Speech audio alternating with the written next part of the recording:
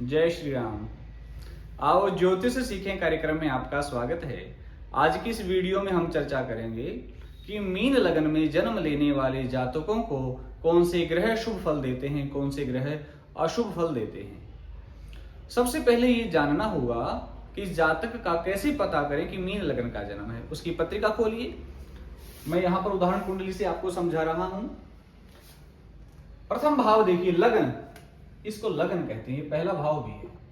यहां पर जो अंक लिखा होता है वही राशि जातक का लगन कहलाती है। जैसे यहां पर 12 अंक लिखा है तो 12वीं राशि मीन, यानी मीन लगन का जन्म।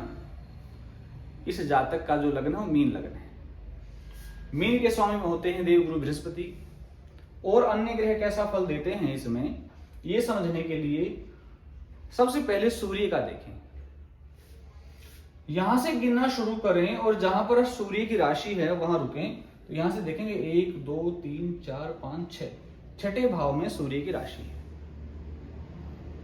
अब छठा भाव रोग का होता है, शत्रुओं का होता है, कर्ज का होता है, झगड़े झमेलों का होता है। तो जब इसके स्वामी ग्रह की दशाएं आएंगी तो जातक के जीवन में रोग आएगा, शत्रुता आएगी, झगड़े झमेले आएंगे, कोर्ट कचहरी, आरोप प्रत्यारोप सब कुछ आएगा। अगर सूर्य बलवान हुआ तो भी निश्चित रूप से आएगा। लेकिन अगर राजयोग में हुआ कि छठे भाव का स्वामी अष्टम में बैठा है, 12वें में बैठा है, तो ऐसी समस्याएं आएंगी, लेकिन विजय प्राप्ति जातक की ही होगी।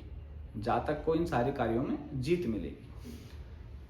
ऑल ओवर देखें तो सूर्य ग्रह रोगेश होने के कारण मीन लगन के जातकों को अशुभ फल ही देंगे अगर वो अन्य कहीं पर बैठे हुए हैं, छठे 8वें 12वें भाव को छोड़कर। आगे बढ़े, चंद्रमा का विचार करें तो देखें चंद्रमा की जो राशि है यहां पर, तो ये पंचम भाव में बन रही है, कर्क राशि। पंचमेश शुभ फलदायक ग्रह होता है, अच्छा फल ही देता है। जहां भी बैठेगा अच्छा फल देगा। नीच का नहीं होना चाहिए, अस्त नहीं होना चाहिए, छठे 8वें 12वें भाव में नहीं होना चाहिए, शुभ फल ही देता है। अगर नीच का हुआ, अस्त हुआ, पीड़ित हुआ, छठे 8वें 12वें भाव में हुआ तो अशुभ फल तो नहीं देगा, लेकिन शुभ फल नहीं दे पाएगा। मंगल की बात करें तो इस पत्रिका में मंगल बने दूसरे भाव के स्वामी। दूसरा भाव मार्क भाव, तो मार्केश हुए। साथ ही बने भाग्य भाव के स्वामी वृश्चिक राशि भाग्य स्थान में, तो मार्केश का दोष समाप्त हो जाता है और भाग्येश सर्वथा शुभ फल देने वाला ग्रह होता है। मीन लगन के जातकों के लिए मंगल शुभ फलदायी रहेंगे। छठे 8वें और 12वें भाव में नहीं बैठे होने चाहिए, अस्त नहीं होने चाहिए, नीच के नहीं होने चाहिए, पीड़ित नहीं होने चाहिए। अगर ये सब होते हैं, पीड़ित होते हैं, नीच के होते हैं, छठे 8वें 12वें भाव में चले जाते हैं, तो फिर शुभ फल देने में समर्थ नहीं होंगे। खराब फल फिर भी नहीं देंगे, लेकिन शुभ नहीं दे पाएंगे। बुध की बात करें तो इस पत्रिका में बुध चौथे और 7वें भाव के स्वामी बने। 7वां भाव मार्केश होता है तो मार्केश बने। 7वां भाव मारक होता है, इसके स्वामी मार्केश कहलाते हैं। साथ ही केंद्र स्थान के स्वामी शुभ ग्रह हो तो शुभ फल नहीं देते हैं। अब बुध सौम्य ग्रह, शुभ ग्रह है, तो ऐसे मीन लगन वालों के लिए शुभ फलदायी नहीं होगा।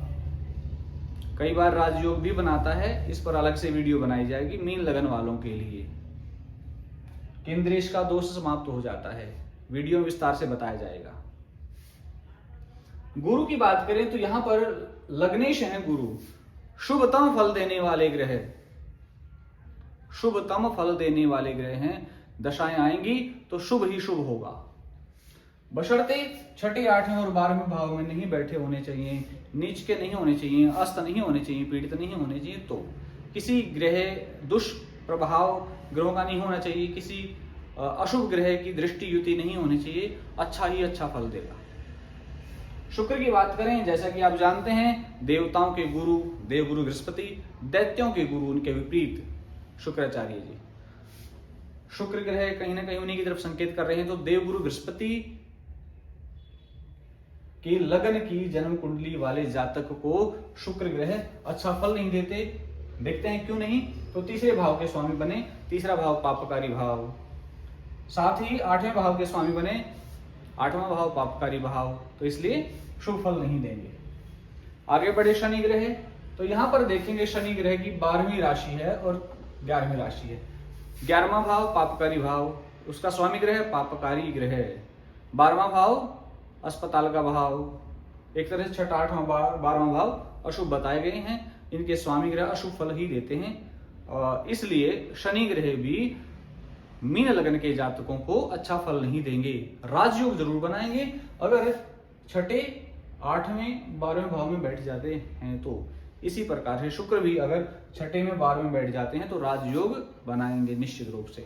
तो आप इस प्रकार से गणनाएं कर सकते हैं। आगे फिर हाजिर होंगे किसी और वीडियो में आपको नई जानकारी लेकर। तब तक के लिए जय श्री राम।